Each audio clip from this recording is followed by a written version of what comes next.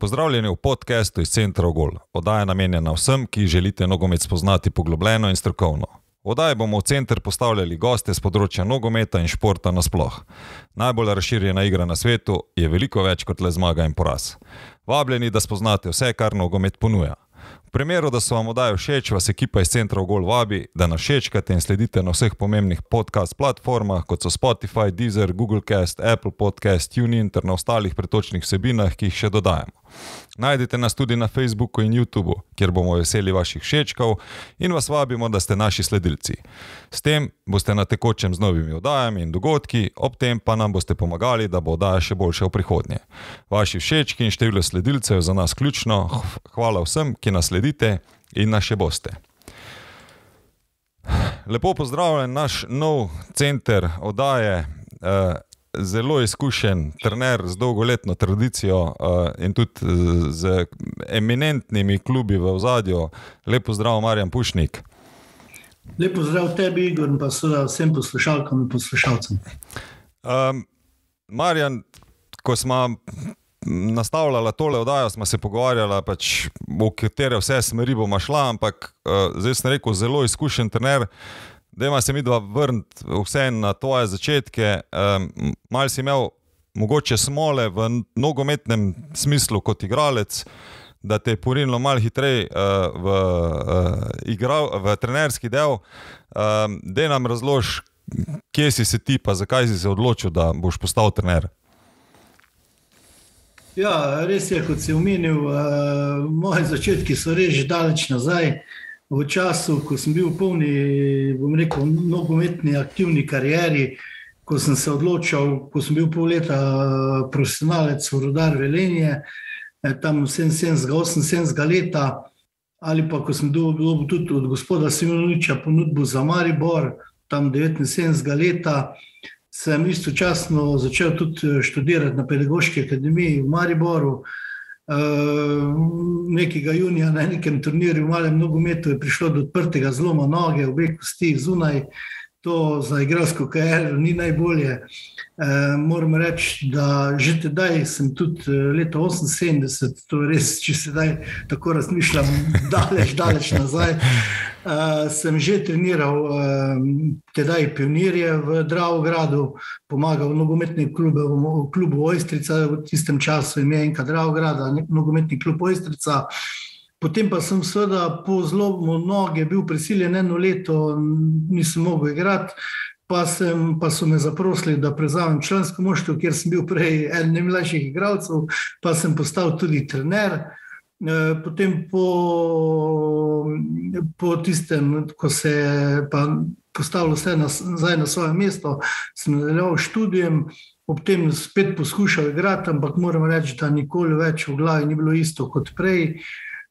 Sem še sicer igral tudi v 3., 2. ligi, potem bil igralec trener v Avstriji, igral vse skozi tudi mali nogomet, ampak s časoma je zmeri bolj prišlo tisto, da jaz sem si želel biti bolj, prvo učitelj, se pravi, tisti pedagoški moment je bil v meni prisoten, rad sem delal z otroki, potem pa seveda je prišlo tudi, da sem začel z kadeti, mladinci, s članskim moštvom in tako seveda potem iz podlige v 3. ligo, v 2. ligo, v 1. ligo z NK Dravograd, vmes postaje NK Korotan v 1. ligi, SAK v Avstriji in pa nadaljevanje potem s Celjem 4 leta, pa Maribor, pa Rudar, pa Tujina, pa Sargat, pa Tujina, Damaš, pa nazaj v Slovenijo, vmes še šolski nogometni centri v Celju, pri Bravu, pa potem zopet v Sloveniji Olimpija, zunaj Hajduk in pa na koncu Rudar Velenje. Zdaj, malo bi se vrnil nazaj, ne? Tiste, ki ne vejo, v Rudar, ko si rekel, da si igral v Rudarju v Velenju, takrat je Rudar igral 2. zvezdno ligo, ne? Da mi govorimo o samem, nivoju igranja takrat. Mi govorimo o 2. zvezdni ligi, Jugoslovanski ligi, to pomeni, da ste vi igrali na področju cele Jugoslavije. Ja, tisto tako ali tako, moram reči, Rudar je imel tudi B moštvo. V A moštvu je bil Janez Hudarin, ostalo so bili igralci iz drugih republik, se pravi Makedonije, Srbije, ne več iz Bosne, Hrvaške, tedaj Vojvodine. Slovencev nas je bilo zelo malo, vsi igralci so bili močni profesionalci. Rudar je imel za Olimpijo drugi največji budžet v Sloveniji, mislim, da celo večji od Maribora. Rudniku je tedaj šlo dobro, veliko sredstev se je namenjalo, bili so res zelo močni in zelo uspešni in dobri igralci iz drugih republik, ki so igrali tedaj v Sloveniji. Ker tisti, ki ne poznajo zadeve, ne? V Velenju se je v tem času lahko nabralo tudi po 10-15 tavžent ljudi na tekmo. Ne? Ja, v povprečju tu jih je bilo tam 5-6 tisoč, bilo jih je pa tudi lahko zelo več. Ne? Pod kakih 4 tisoč pa jih ni bilo. Ja pa seveda moštvo je bilo sestavljeno iz bivših prvoligaških igralcev celotne Jugoslavije. Ja. Na drugi strani si omenil, da pa si že kljub temu, da si imel neko tendenco po profesionalnem igranju, si pa že kazal tudi idejo ali pa željo potem, da treniraš mlajše. A je to bila tudi pač tvoja sama želja ali te je kdo privabo pritegnil v celotno zgodbo? Največji vpliv name je imel poleg očeta, ki se je želel, da sem bil vesel, da sem v nekem pedagoškem poklicu, je bil stric Ivan, ki je bil tedaj trener nogometa, tudi eden mojih prvih trenerjev. Vsi strici so bili v nogometu, tako da tisti prvi navdih sem dobil pri njih. Ivan Pušnik je bil pa tisti prvi, ki me je navdahnil. Vse je bil en prvih tedaj, ko je sistematično in metodično delal, se pravi, da smo šli korak za korakom, imeli vaje, ponavljali, avtomatizirali, imel je literaturo iz tujine, sam si je delal zapiske in vse ostalo in on je imel velik vpliv name, kakšen naj bi trener bil, ker do tedaj vsem spoštovanjem do vseh trenerjev ne se je delalo bolj nič preveč sistematično, ne. Malo po dnevnem navdihu, ali kaj? Tako je, tako malo bolj to, ne. Pa res, vsem dolžnim spoštovanjem, vse so imeli vsi trenerji, tudi radi nogomet, eni so delali bolj načrtno, eni manj, ampak le redko kateri se je tega tako bolj lotil na način, kot da bi bil profesionalc, ker le tedaj nogomet v Sloveniji še ni pomenil toliko kot danes. Pa kaj pa pomeni, pa se spomniš tega občutka, ti kot 20-letnik, 21-letnik stopiti pred člane, tako ko si rekel, večina ekipe je bila starejši kot ti. Kak je ta občutek stopiti pred v bistvu svoje bivše igralce, ki so te verjetno prej izmerjali še kakšne pol leta nazaj, da si smrkoc, zdaj jih pa treniraš?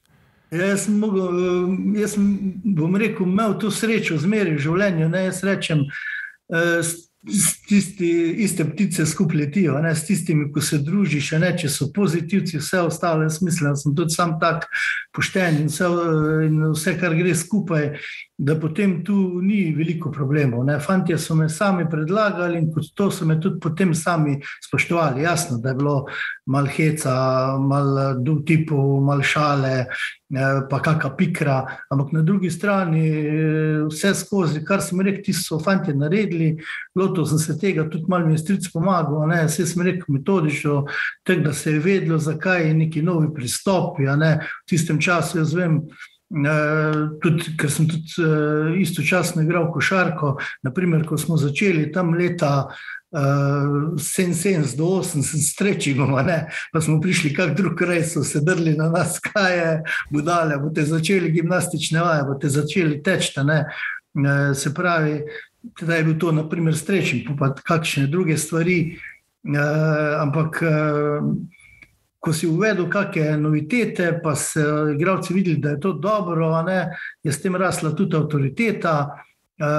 Sam sem bil zmeri dokaj dober govorc, motivator, tako da tukaj moram reči, res nisem imel nobenih problemov, tudi polno nadaljevanju karijere, ne. Normalno, da se zmeri najde ljudje, ki že po kemiji, ki jim nisi všeč, oni tebi niso všeč, ampak pri nekih, bom rekel, 20 ali večjih igralcih to ni problem.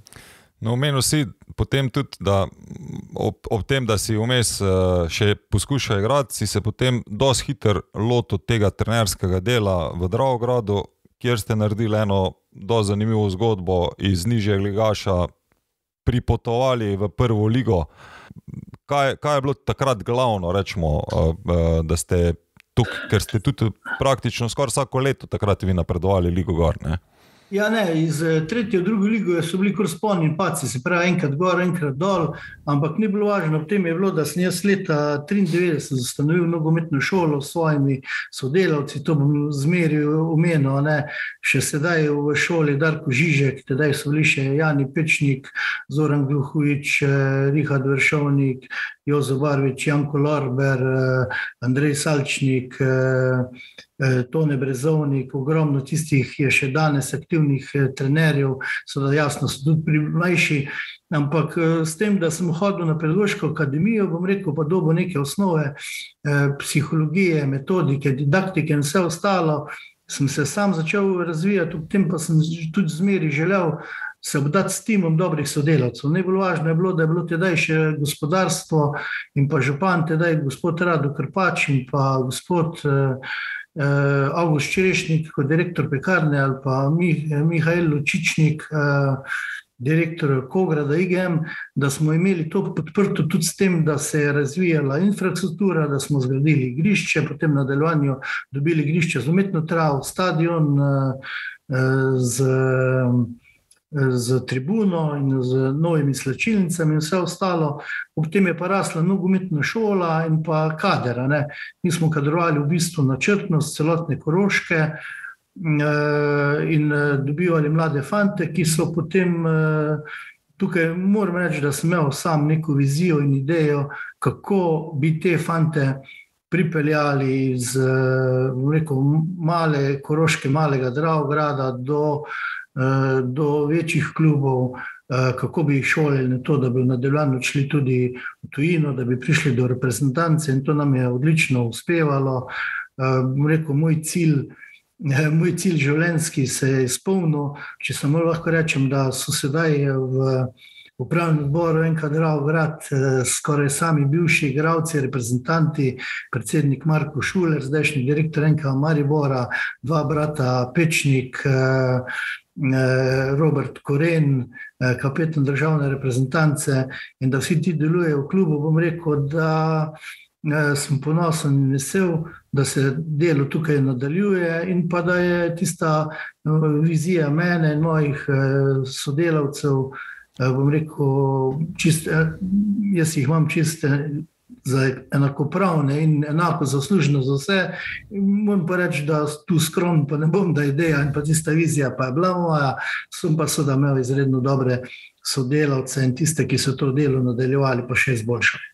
Tako da vi ste že takrat imeli pač nek scouting narejen, pripeljali najboljše igralce iz regije, zato da ste potem se pač razvijali v tej smeri. Tu ni bilo slučaja, ne. To je potrebno reči. Jaz sem šel na čisto vse osnovne šole, imel dobre povezave z učitelji telesne vzgoje, malo kje je bilo nogomet tisto glavno, ne. Ampak zaradi tega smo pa mi to izkoristili, privabili te fante že pri 12, 13, 14 letih v Dravograd, kjer pa smo načrtno delali in pa vsekakor vse skozi zasledovali tudi stroko, se pravi pravčasno naredili vse licence, izobraževanje trenerjev.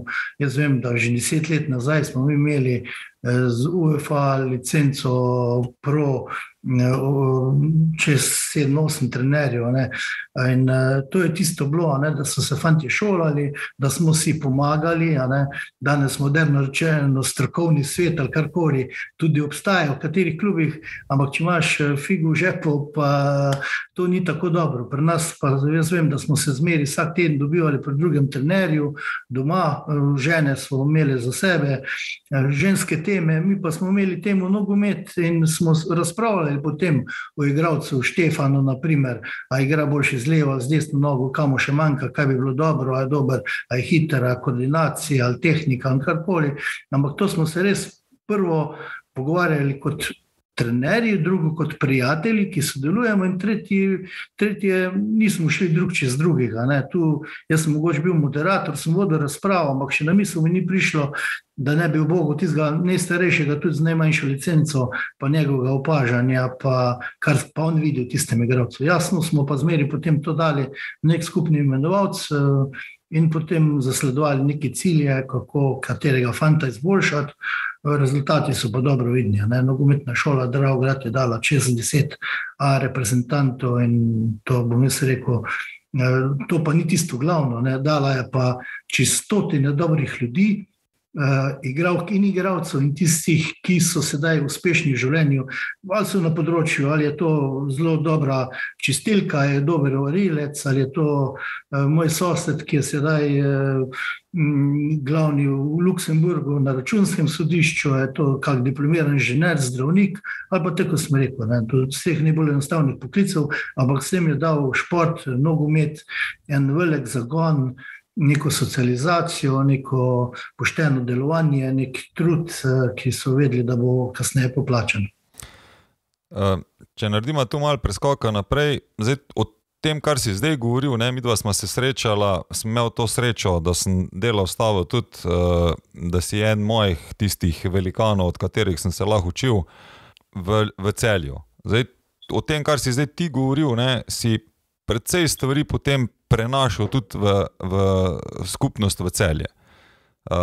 Ob tem, da je bila tu potem razlika, da smo mi poskušali v Celju iti bolj široko na celo državo ali pa vsaj na ta vzhod del Slovenije, odkje smo poskušali skautirati, privabljati igralce, ali si poskušal, ker ko gledamo tisto generacijo, ki ti je dala zelo veliko reprezentantov, pač tako, ko si omenil, že ne vem, oba Pečnika sta takrat igrala v Celju, pa Koren, pa Radosavljević, pa Šeliga, pa Kelharja smo kasneje pol priključevali, Gork Tep, pa Gobec, Vršič, Sešlar, Bogatinov. En kup igralcev je bilo takrat v Celju, ki so kasneje ali pa v tem obdobju oblačili potem tudi slovenski dres, pa naredili neke zelo, zelo lepe kariere, Ja, poglej, jaz sem se že v samem začetku pogovarjal zmeri z velikanoma našega nogometa in izobraževanja dr. Elzner in pa dr. Verdenikom. Jaz sem zmeri, naprimer, kaj pa zvem, povabil sem k nam Braneta Oblaka pa Verdenika v nogometno šolo, pa da sta nam povedala, kako je to bilo, ostale potem tudi iz nogometa, vse Đorđevića iz atletike, pa vrhunske atlete, vse ostale psihologe, dr. Petra Praperja v tistem času.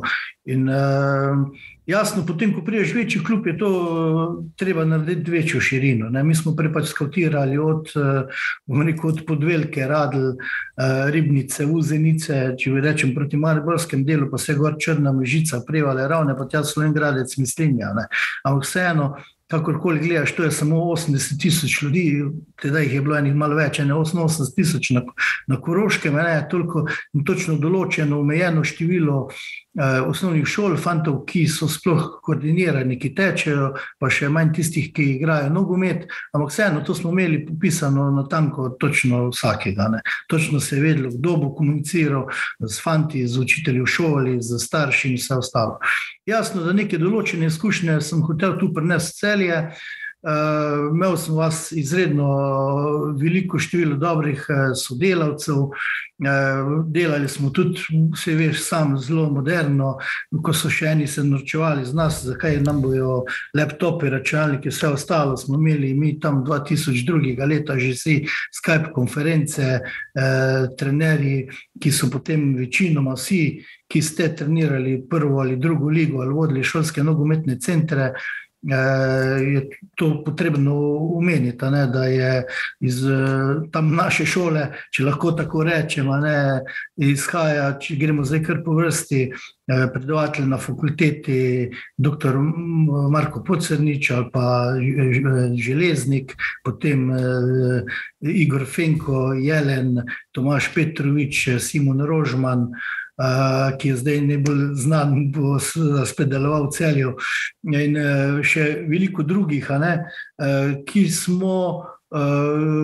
smo delali skupaj kot tim, poskušali to prenesti na večji del Slovenije. Jasno, da smo bili bolj v tej savinsko-šaleški regiji, pa koroški čez, jasno pa nismo, smo tudi, kot si prej rekel, Radosavljević, Bogatino so prihajali iz Kranja. Jaz sam osebno sem skautiral Dareta Vršiča iz Mure in podobne. Zdaj res krivico delam, ker je bilo to veliko igralcev.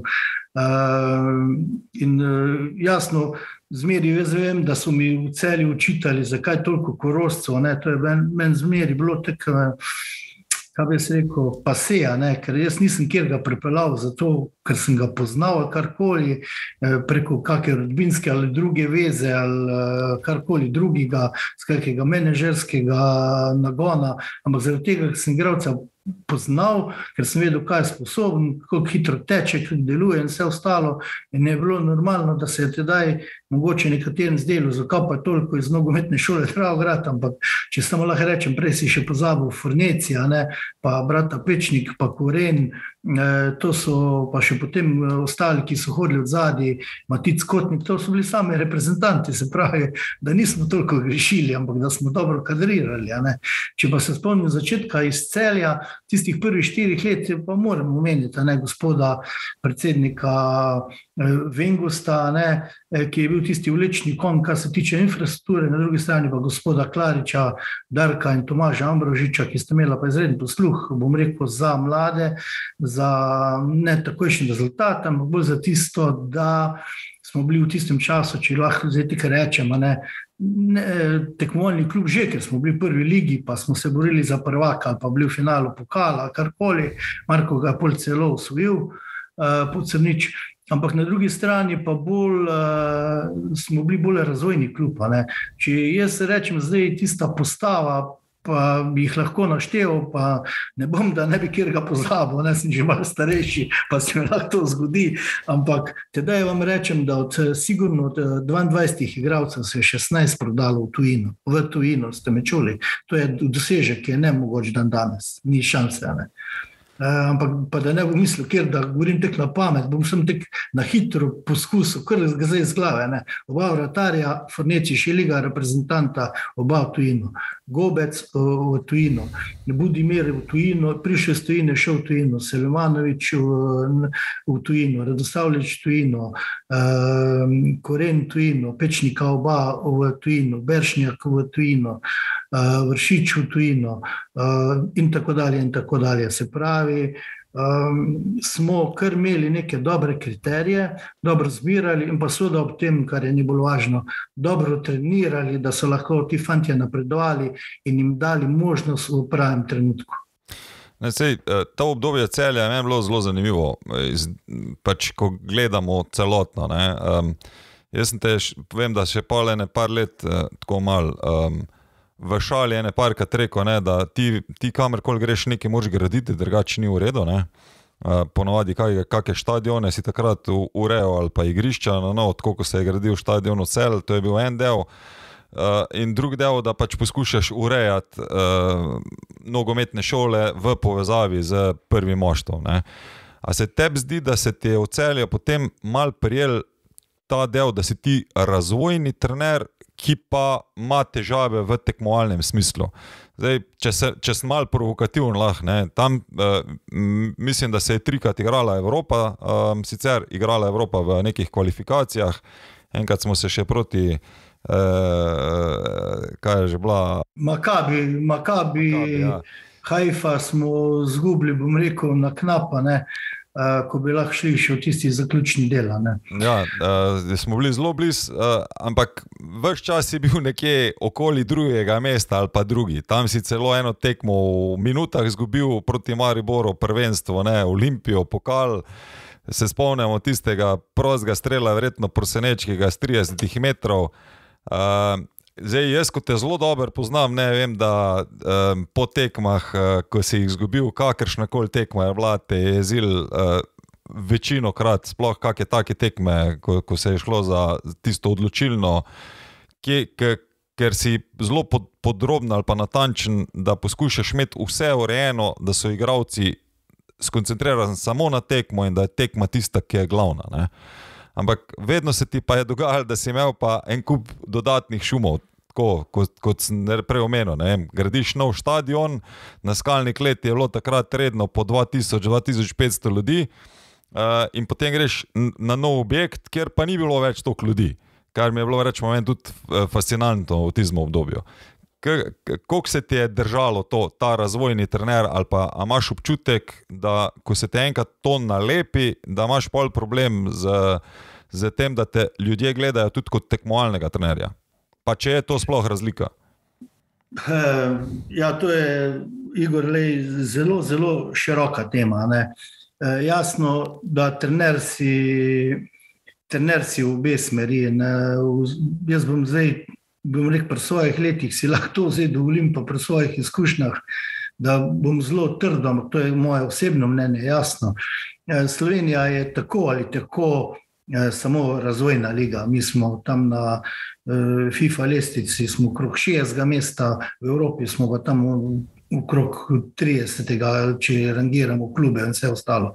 Pustimo sedaj, da ne bi bil dolgo žaljen, velike uspehe Maribora, pa letos naprimer Mure in vseh ostalih klubov, vsakem čast, ampak večinoma v povprečju klubi v Sloveniji morajo delati razvojno. Se pravi, razvojno v tem smislu, da morajo tekmovati, jasno, ti moraš tekmovati, čast je biti in državni in pokalni prvak, tekmovati v Evropi, s tem si prepoznaven, s tem lahko prodaš kakega igralca, da si sej lahko likviden. Na drugi strani pa moramo biti realni, ne? Tiste igralce, ko v Sloveniji naredimo, lahko grejo potem, ne vem, v belgijsko ali pa kjer v to drugo ligo, ko so tretja razvojna liga v Evropi, tisti lahko grejo potem iz Belgije v Nizozemsko, ko je druga razvojna liga, ne? Od tam pa lahko greš ti v Španijo, Nemčijo, Italijo, pa Anglijo, ne? Tako da vem, da se to čudno sliši na eni strani, Mura enako redno igra ali premaga Tottenham ali pa igra z Francozi tako. Na drugi strani pa so Francozi druga razvojna liga, ko si dober v Franciji, lahko greš tistih prvih ligo 5, ne. Kruto rečeno, ampak tako je. Se pravi, jaz ne bi delil trenerja na razvojne, vse ostale, to je jasno. Imaš tudi malo sreče v življenju, ali pa nisi dosti dober. Jaz bom rekel, nisem bil dosti dober v tistem času, da bi vse posložil tako, da bi mi ne dobili v zadnji minuti gol proti Mariboru, pa bili mi državni prvaki. Bila bi ena zvezdica, bilo bi super, ampak jaz mislim, da se sam zaradi tega ne bi nič spremenil. Zmeri sem imel afiniteto tega, da dam priložnost mladim igralcem, to pa ne pomeni, da ne cenim starejših ali da ne daš na tiste izkušnje nekaj ali karkoli, ne. Se pravi, odvisno v katerem klubu si, kakšne ima cilje, kakšen ima model igre, kaj zasledujejo, kaj so glavne naloge, v katero smer greš, bolj ne da razvijaš. Ti moraš tako in tako vsakega igralca razvijati. Jaz bom rekel, kaj mislite, da se danes en vrhunski igralec ne razvija, ko pride z ene države v drugo, pa je druga, malo drugačna postavitev, drugačen način taktika, treniranja, vse ostalo se mora stalno razvijati, ne. Če se ti ne stalno razvijaš, pač obtičiš na mesto, ne. Tukaj moram reči, da me zmeri, sem bil najbolj razočaran v Sloveniji, ko je igralec prišel do kakršnega koli nivoja, ni važno, tretji, drugi ali prvi ligi, ker potem mislijo, vse zna, ne. Če ti stalno ne ponavljaš, če ti nisi sam na igrišču, pa vadiš prosti strel, pa točno podaja, pa če ne boš točno podal ali pa točno streljal. Jasno, da so eni malo bolj talentirani in gre to laže od nog in glave in rok, odvisno od športa, ampak drugače brez trdega dela, ponavljanja ni nič. Jaz mislim, da to bolj mediji ustvarjajo, to razvojno, pa tekmovalno, vse ostalo. Obe komponenti sta močno pomembni, ti moraš igrati na rezultat. Jasno pa je, da v nekaterih starostnih kategorijah pa to še zdaleč ni najbolj važno, predvsem pri mladih.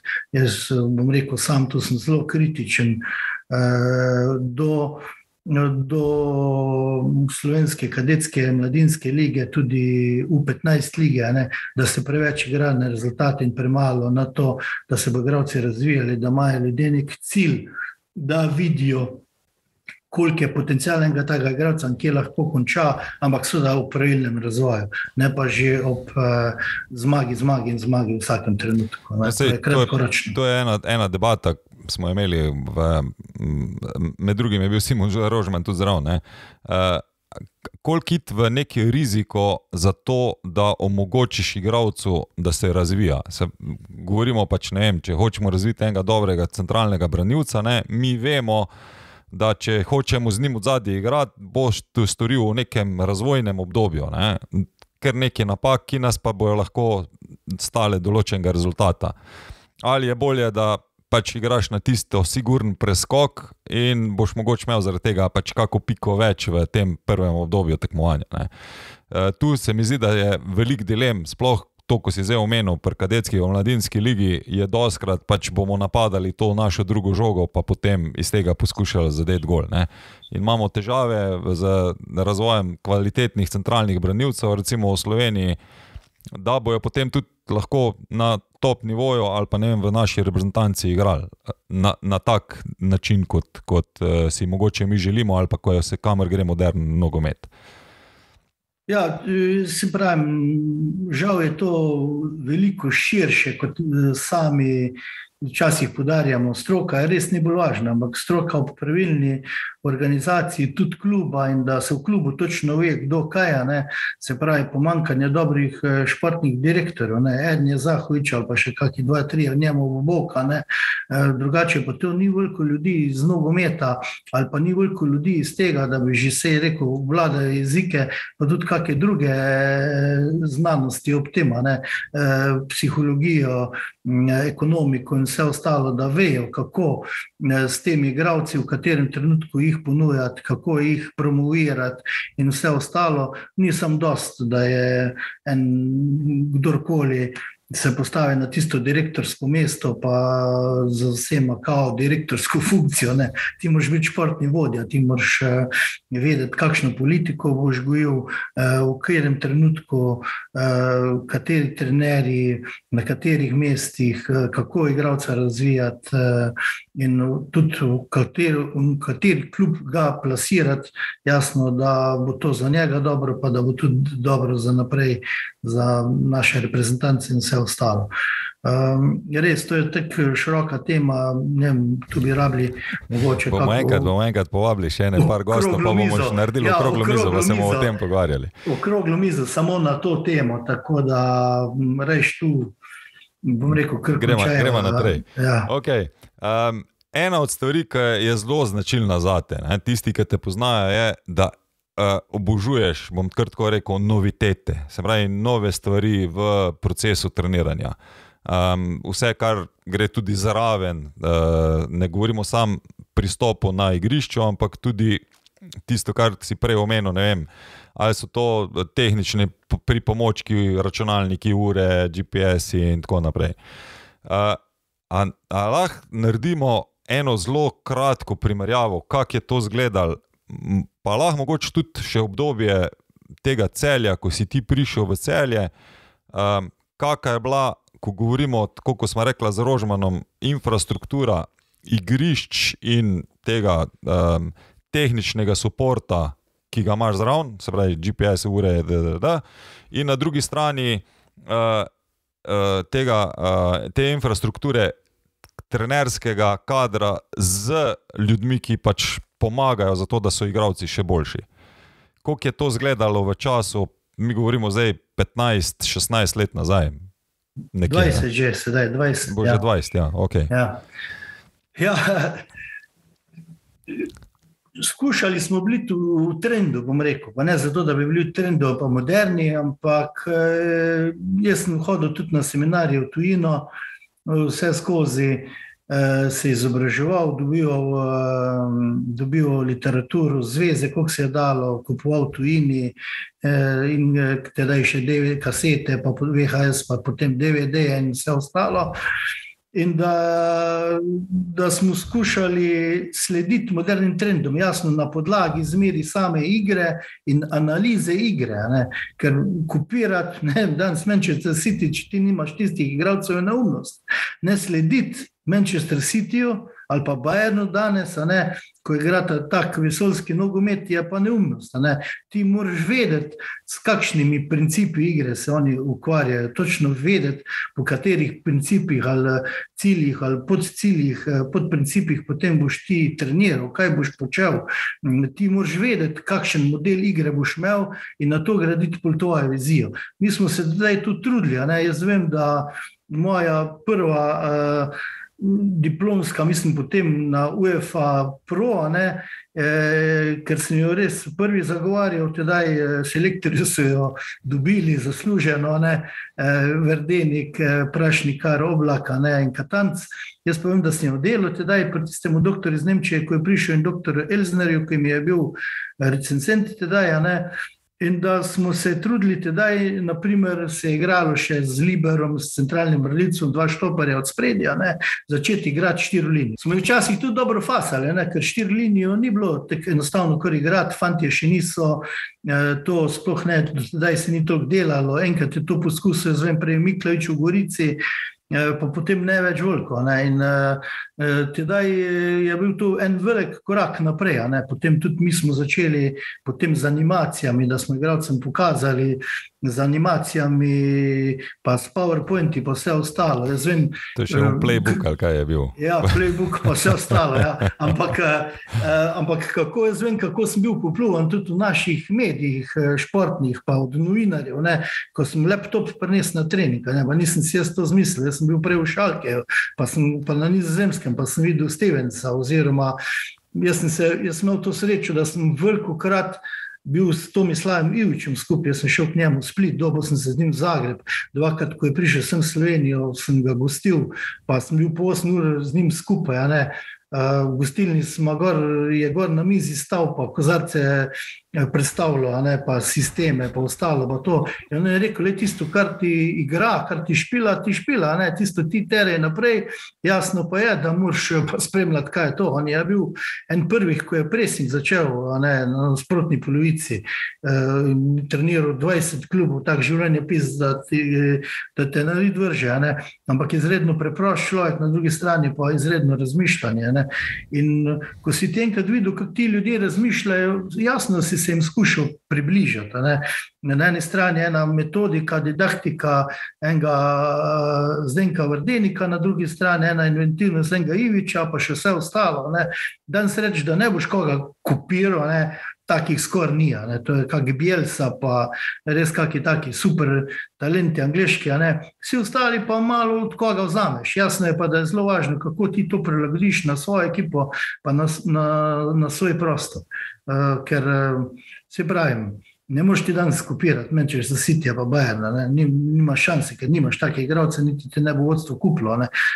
Skušati pa je treba moderne trende danes, se pravi pressing v 3 conah, je to zgornja, sredska, odzadaj, oziroma kako boš igral ali bo odzadaj. Danes so se spremenila pravila, igra od vratarja, bo zdaj ti, ko te napadajo s 3, 4, 5, meni celo 6, a boš dolgo nabil, a boš odzadaj igral. To so seveda velika vprašanja, ki pa jih seveda pol moreš sam na njih odgovoriti, pa implementirati na svojo ekipo, koliko se pač to da.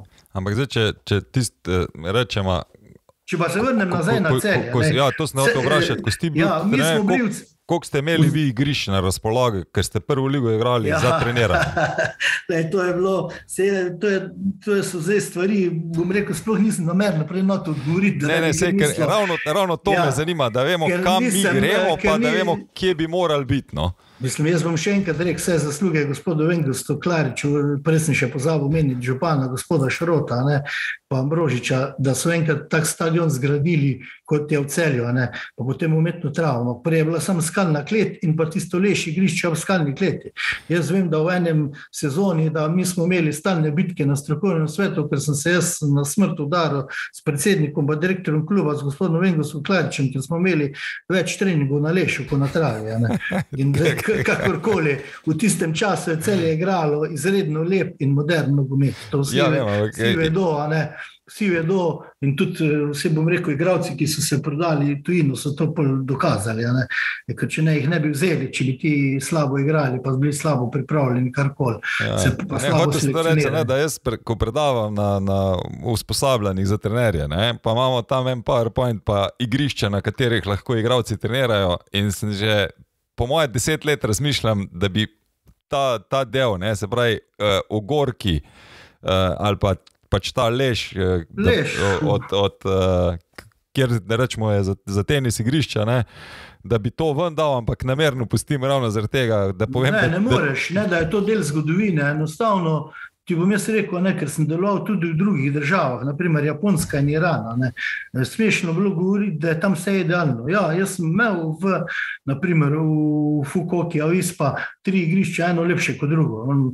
Hec je bil v tem pri Japoncih, ko so tako redoljubni, da sem bil sam na A, in ko sem jaz rekel, da bi šli na B ali pa C, so rekli, ne, ti moraš biti na A, ker to je od članske ekipe. Čeprav je bilo C lepše, ker smo na A trenirali in smo pol začeli kolobariti in sploh nismo mogli verjeti, ne mogo občinski svet dati za to dovoljenje, tam je bilo 200 občinskih svetnikov.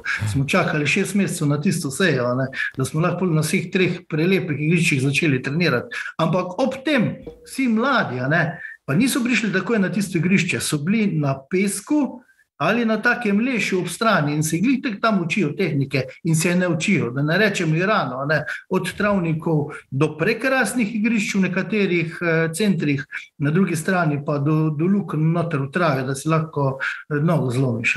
Ampak zdaj ti v Celju si, se pravi, imel glavno igrišče in ta leš, kjer ste trenirali v tem obdobju, na začetku. Točno, skalna klet pa leš. Fitness nisi vedel, kaj je.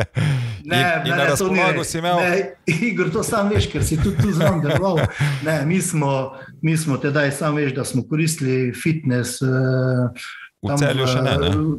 Ne, že smo ga koristili v Celju. Okay. Tam, ko ima unij rokometaš fitness, tam nad smo bili. Okay.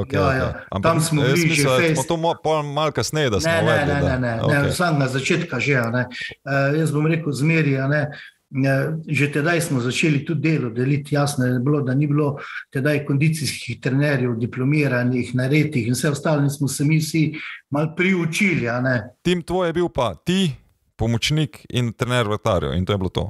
Tako, ampak vse veš, da smo potem ste mogli vi, mladi sodelavci, da smo vas tako izkoristili, da je vsak nekaj malo bolj specializiral, pa da ste začeli delovati en na analizi, en na fitnessu, en na ostalem. Ob tem smo imeli zunanje sodelavce. Jaz vem, da tam smo že tedaj začeli s tisto tenziomeografijo, slikanje mišic, pa vsem tem pa so se nam smejali, pa noco z nas delali. Nikoli ne bom pozabil članka v Delu, pa še potem intervjuja Srđana Đorđevića, mene pa Francija Božiča, kako nas je popluo, kaj si mi to zmišljujemo, pa ono levo desno.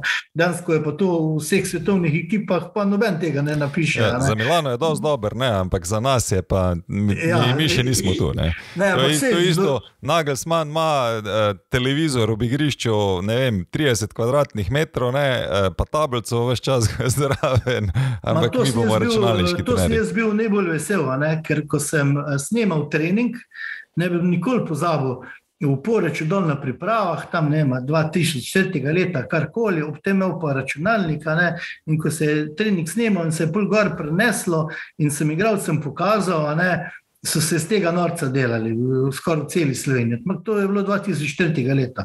In ko je Nagelsmann pred 2 ali 3 leti dal pa te velik big screen ekran gor, pa trening snemal, pa potem pokazal igralcu, kakir dela, pri kateri vaji, pa kak bi mogel, sem bil pa neizmerno srečen, moram reči.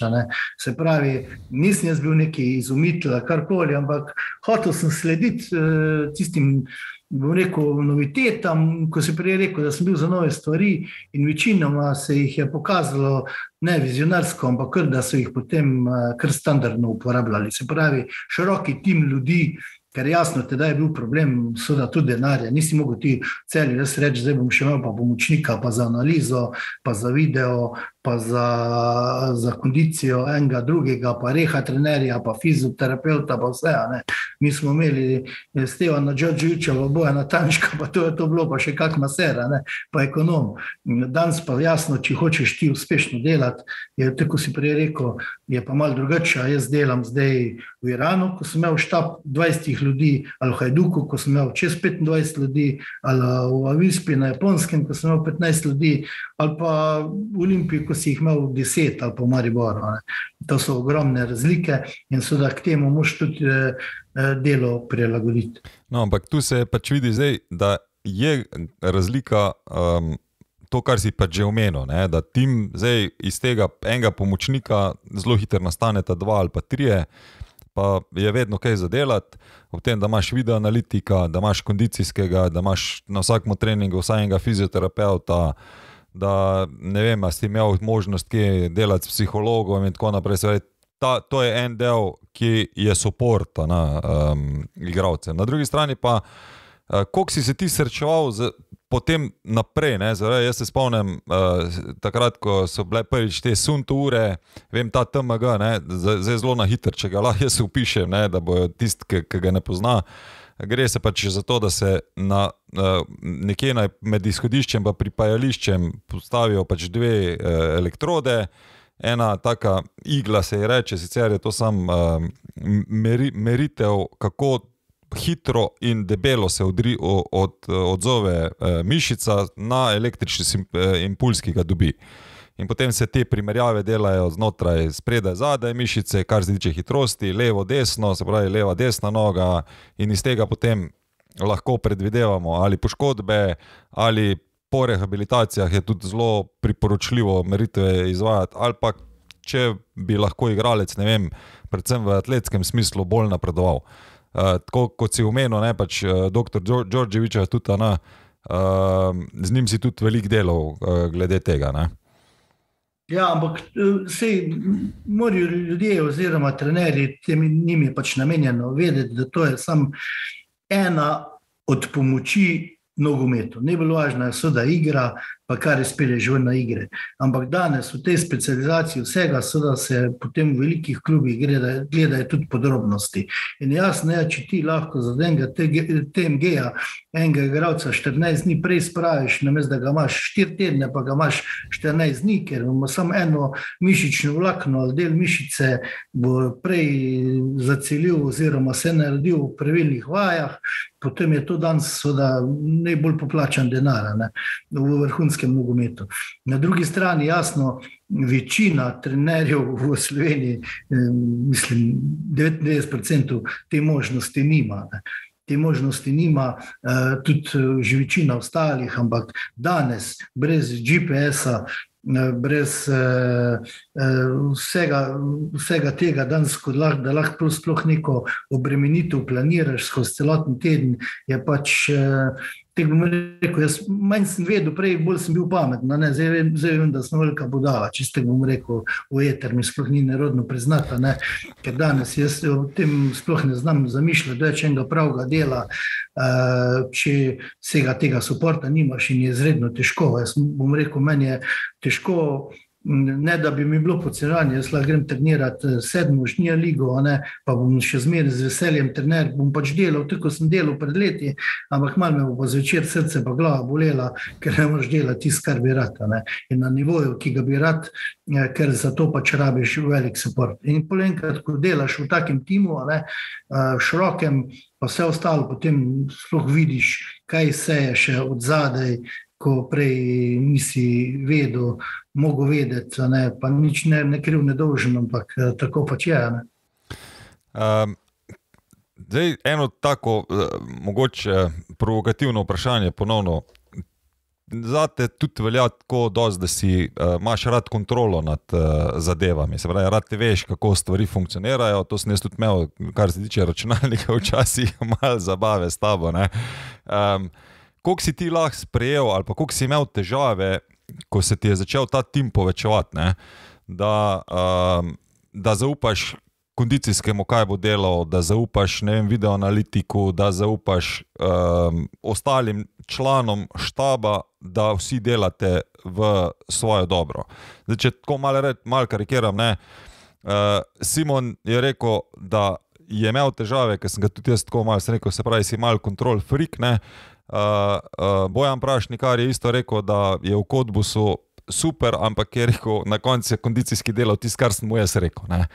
Koliko si ti imel težave, rečemo, tako ko si omenil, ne, v Hajduku si imel 25 ljudi, v Iranu si jih imel 20, kako si menedžiral, da, ker tu moraš zaupati ljudem, ker ne moraš vsega več nadzorovati sam.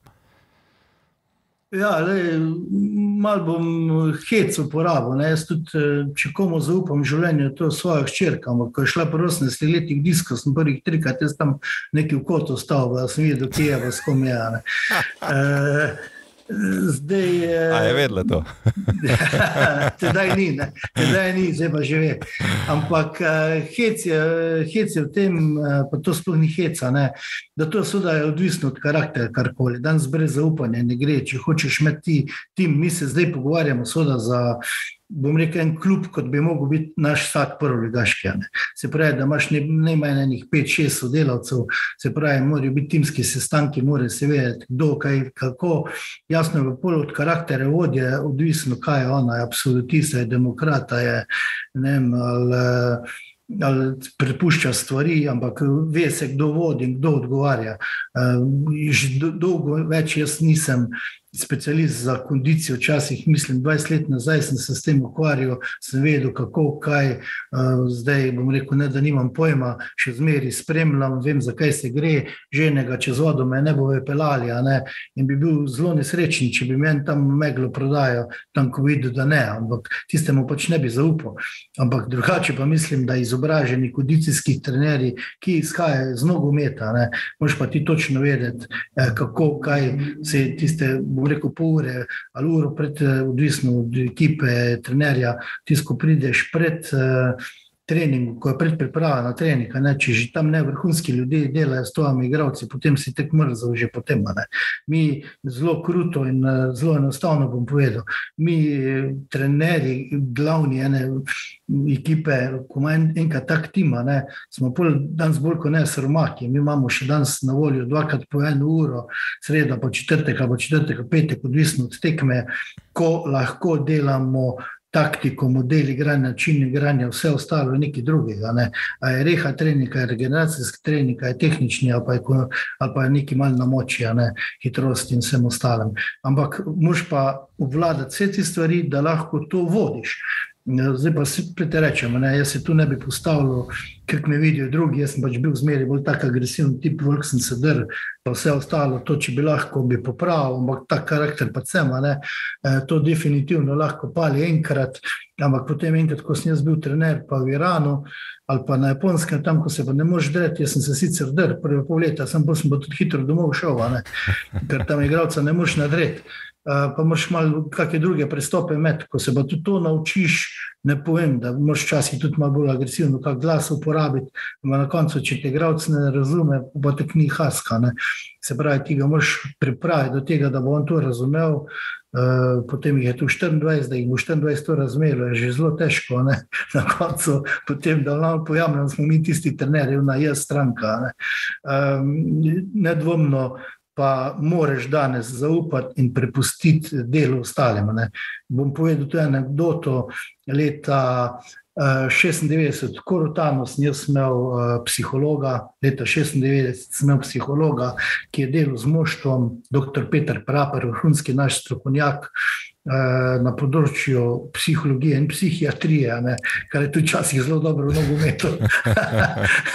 In je bil tudi športnik, ker je bil sam odbojkaš, in je imel super enih 5 predavanj, potem pa je prišel tedaj železničarja v Slovenijo, Srečko Ilič, si ga poznamo, na dolge lase, moj libero, ne, pa je tam po 10 uri teh psiholoških predavanj rekel doktorju, je rekel, doktore, ovakva predavanja v životu nisem videl, to ću celo život zapamtim. Ali svejedno, daj ti zovi blagajnika, ono sa plavim kuvertom, on je naš najbolji psiholog.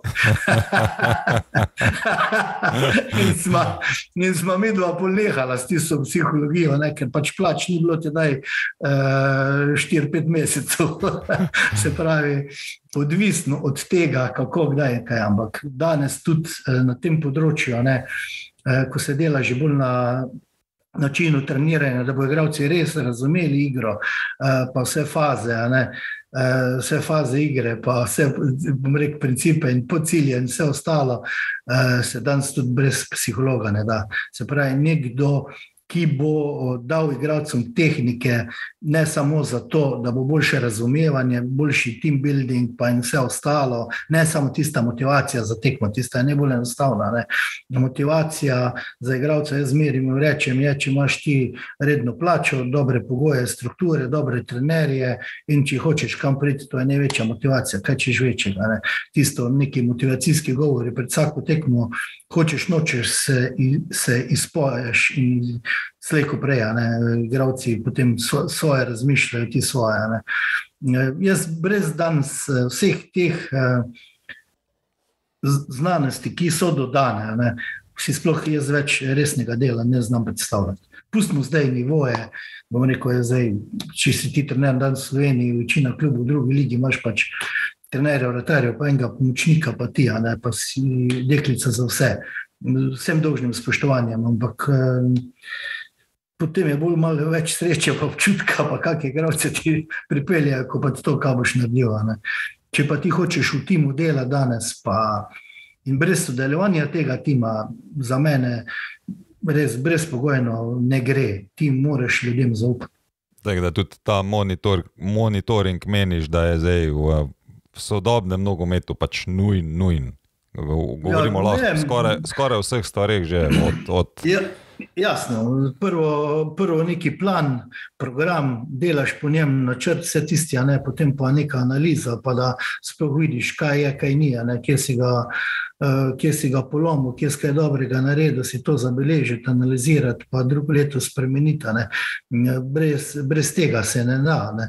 Jaz bom rekel na osebnem primeru, že zadnje 2 leti v Velenju, če nisi imel pogojev, da se bo to vse delalo eno, drugo, tretjo, četrto, sem pač jaz prilagodil način dela k temu.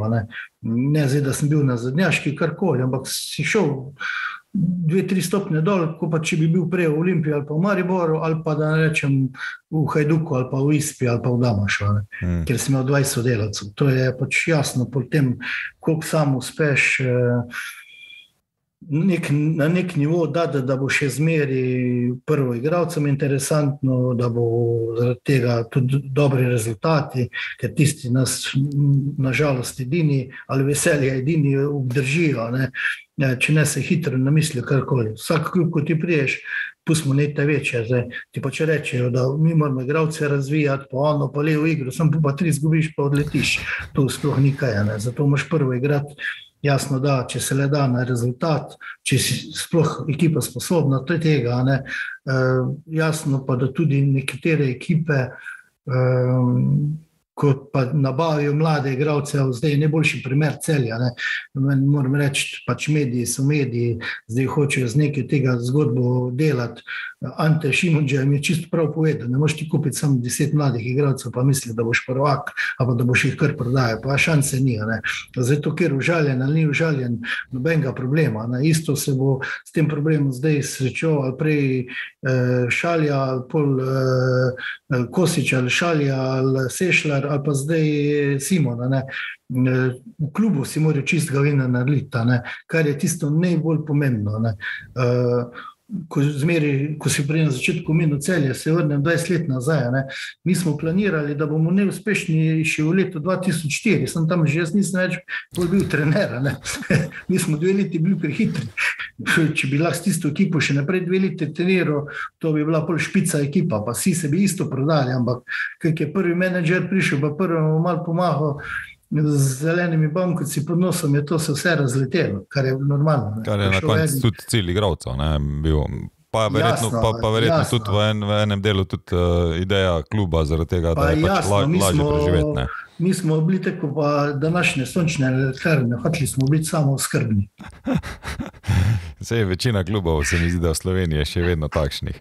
Čuj, ko si že prej omenil, da lahko midva naredima primerjavo mal teh različnih držav, v katerih si ti deloval. Se pravi, mi govorimo zdaj, že samo Slovenija pa Hrvaška smo se neki Simonom pogovarjala, da si mi zelo težko včasih predstavljamo, koliko je Hrvaška bolj, nočem biti kritična, ampak nogometno zainteresirana. Ti si še deloval v klubu, kjer rečemo letos v povprečju imajo po 15.000 ljudi na tekmo, ne? Prejšnji teden so uspeli na derbijo z Osijekom na poln štadion, je bilo 35.000 ljudi na Hajdukovi tekmi. Koliko smo mi drugačni, glede na to, da si vseeno bil pri dveh naših najmočnejših klubih, tudi si deloval kot trener in pri Olimpiji, takrat jesenski prvak, pa si potem vseeno zapustil Olimpijo, pa bil si v Mariboru, kjer ste odigrali tudi neki takih famoznih tekm, verjetno ona Villarrealova ti bo najbolj ostala v spominu. Koliko lahko mi primerjamo se s Hrvati, če tako gledamo? Kulturno, pristop do vlaganja, do nogometa in vse ostalo. Ja, jaz mislim, da me je moj oče lepo vzgojil, da sem ponosen, zdrav Slovenec, ki bi dal vse za družino pa domovino. In to na vsakem koraku poudarjam in zdaj veliko ljudi pa me briga, me bo popljuvalo zaradi tega, ampak mi se s Hrvati ne moramo primerjati. Ne. Oni vlagajo v nogomet veliko več kot pa mi. Ne. Mi se lahko primerjamo po talentu, po tem, da je isto lahko naš nogometaš v Franciji, isto kot pa Josip, dobro ga lahko mi naredimo, ga lahko dobro streniramo, vse ostalo. Ne? Ampak če že iz tega začnem, če je kdo kdaj bil v Dinari, pa pozna tam ljudi, dokoliko zrastejo, ne? Že med nama, Igor, je 15 cm razlike, ne? Če bi bil jaz bil pa z Dinare, bi pa bilo 15 cm še za mene. Ne? Če imaš ti enih 100 takih, ko so veliki 1,95 m, pa vsi znajo dobro teč, pa vse ostalo bo en rokometaš, en fuzbaler, 50 jih pa ne bo nič. Ne. Pri nas pa ti 1,95 m velikih fantov 100 sploh dobiš, ne kaj šele, da bi bili nogomet, da bi bili centralni branilci. To je že ena taka stvar, ne, absurdna, ampak čisto resnična. Se pravi, bazen, z katerega pobirajo, je veliko večji in drugačen. Druga stvar je ta, zaradi same narave posla nogometa, čustev, vsega ostalega, oni vlagajo veliko več. Že v prejšnji državi so vlagali veliko več, pa sedaj, ko smo postali samostojni, smo se mi močno približali, a ne, smo se jim približali, ampak enostavno mi njih ne moremo dobiti. Ne. Denar je tisti, ki ga oni vlagajo, ko je sveta vladar. Prvo jih bolj dobro plačajo, zaradi tega jih je toliko več interesa pri ostalih, potem ti nogometaši končajo na višjem nivoju, ko pa naši, spet nobenega podcenjanja pa nič, ampak igrajo v največjih svetovnih klubih, tam se naučijo svojega dela in ga prinesejo sem nazaj v Hrvaško. In potem, jasno, en tak pride za športnega direktora ali pa trenerja, ko se je učil, ne vem, od Zidana ali pa od Ancelotija, je malo drugače, ko pa če ti prideš, pa si se učil tu 5 let nižje. Ne. In tukaj so res, tako je Simon dejal, ogromne razlike in smo tisti, ko smo tam delovali, pa malo hočemo to sam pojasniti, polno o medijih, ali kje kaznovanje, da ne cenimo dosti države, pa sami sebe, pa naše lige, pa vse ostalo. Ne. Pa ne moreš primerjati. Lahko ti primerjaš po rezultatu. Komot lahko igra danes Mura z Hajdukom. Nobenega problema, to jaz ne vidim. Ne. Ampak razvojno drugače, koliko jih bo pa Hajduk zaradi svoje veličine, imena, vse ostalo potem prodal, pa za kakšne denarje, koliko pa Mura, zadnji prvak pa ni, ali pa koliko jih je Cele prodalo, pa kam prejšnjo sezono, ko so bili prvaki, ali pa Dinamo. Ne. Ampak tu je tudi razlika v sami infrastrukturi, v vložku, zato da se lahko pač igralca razvija ali pa da bi mi lahko igralca razvili na ta nivo, ne? Jaz se zato pravim, da že z Hrvaško je zelo težko vleči primerjave, ne? Kruto, ampak resnično, ne? Že zelo težko z njimi, ne? Pustimo pa zdaj samo uspešnost ekipe proti ekipi, tu pa sploh nismo kaj slabši, ne? Maribor v najboljših časih je lahko tudi bi Dinamo premagal, ne? Sploh tu jaz ne vidim nobenega problema, ne? Ampak na koncu potem pa so to ogromne razlike. Če pa zdaj rečem za druge države, ne? Je pa potem še toliko večja razlika. Tam je pa tudi še kulturno precej drugače zadeva, ne? Ja, tisto tako, ampak že tudi čisto, bom rekel, številčno, ne? Mi se zmeri nekaj palimo, bi menjali selektorje, ne menjali selektorje. Imamo Matjaža Keka, imamo zelo dobrega, uspešnega trenerja v tujini, pa zelo dobrega selektorja, ampak igralcev ima na voljo 20 do 40, ne? In tiste lahko rotira, vse ostalo, ne rastejo kot gobe po dežju. In zdaj, ne vem, če pa to primerjaš z enim Iranom, kjer je pa 85 milijonov Irancev, pa z eno Japonsko, ko je 140 milijonov Japoncev, ne, je pa to neprimerljivo, ne. Jaz sem samo v enem kraju v Iranu videl toliko nogometnih talentov, da me je glava bolela, da si imel problem, kjer ga boš izbral, pa da boš pravilno izbral, da bo prišel v tvoj klub, ne. Pri nas to ni problem, ga vsi vidimo, ko je dober, ga vsi vidimo. Niso važni ne testi, ne vse ostalo, vidiš ga hitrejše od ostalih, vse na šprinta, vse zdribla. Dober je, njega je treba negovati, ne.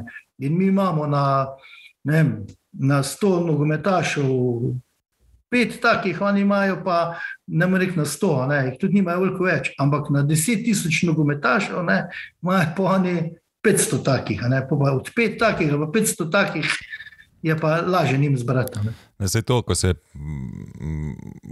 primerjamo, ne vem, ko se mi primerjamo z Belgijo, Nizozemsko, Avstrijci in tako naprej, mi govorimo o številki, da mi zbiramo vseh registriranih nogometašev v Sloveniji nekje 40,000, ne vem, Avstrijci jih imajo skoraj 1 milijon, Nizozemci jih imajo čez 1 milijon, Belgijci isto, ne, in zdaj normalno, če ti zbiraš iz 1 milijon nogometašev, jih boš verjetno lažje dobil 10 res dobrih ali pa 20, kot pa iz 40,000, ne. Ja, pa treba je tudi priznati iskreno, ne, vlaganje infrastrukturo, kjer je Slovenija zadnjih 10 let naredila sicer kar velike korake, ampak še bolj pa vlaganje v kadre, ne. Tu se je v Sloveniji naredilo premalo, ne. Klubi skupaj z nogometno zvezo so na tem področju niso storili dovolj. Ja, tudi želimo malo mogoče včasih sprovocirati, da bi mi razumeli, zakaj je lahko potem nek drug klub na toliko višjem nivoju, ker pač, en del je zagotovo to, da si privošči kvalitetnega igralca, ampak tega igralca je potrebno suportirati, se pravi, mu je potrebno ponuditi vse, da bo lahko idealno pripravljen, pa da ne bo razmišljal o vseh drugih bederijah ali pa težavah, tako kot si rekel, bo dobil plačo zdaj ali šele čez 6 mesecev ali pa koliko se bojo na koncu zdilali, ne? Ja, ne, sej nogomet oziroma šport je bil zmeri odnos vsega v družbi, se pravi gospodarstva in politike, ne. In tako kot je pri nas trenutno v gospodarstvu in politiki, tako je tudi športu, ne. Ne moramo zdaj mi biti neki idealisti, zdaj bo pa nekdo na veliko vlagal v nogometa, ne, če se sam osebno on ne vidi v tem, oziroma je nek multimilionar, pa da mu je kak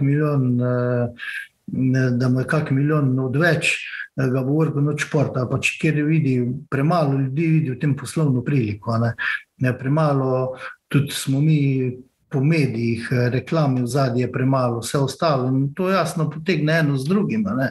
In zdaj, da bomo mi zdaj trenerji pač jamrali, ni dovolj denarja, tek pač je, se živimo v Sloveniji, temu se treba prilagoditi, delovati kot pač moraš, je pa vsako leto kakšna uspešna zgodba, ko vidiš, da s trdim delom, nekim načrtnim delom, pa lahko to dosežeš, ne. A je to bila prej včasih res Celje, potem Maribor, ne, dolga leta, zdaj Mura, ne.